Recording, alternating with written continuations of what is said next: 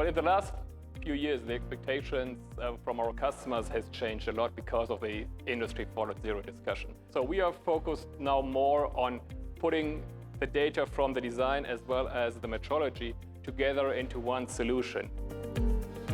So we need to leverage whatever data is available to make sure that in a very early stage of the design, you can simulate the manufacturing processes, combine it or compare it with the metrology of final parts, and then come up to a design which is much more closer to the reality.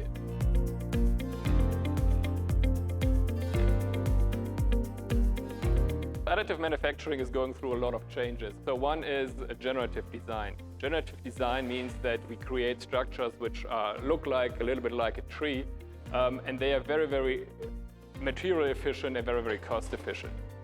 Today, with an Amendate solution, it is possible to do this within hours. So the users just need to put in the design space and the boundary conditions, and then the system automatically creates a ready-to-use generative design.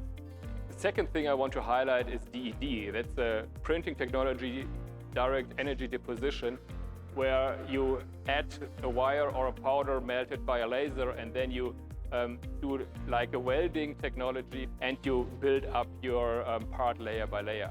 And we just introduced a new simulation system that can simulate this technology based on the G-code which is used for the machines, so there's no need to set up new models for simulation. You can just use the G-code.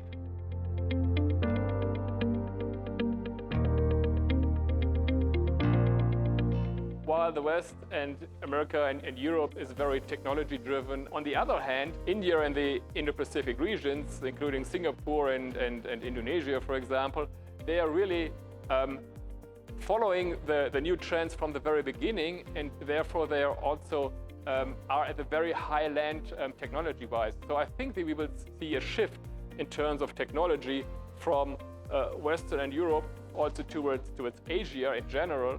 And I think this will be more and more equalized than the different standards, which is perfect.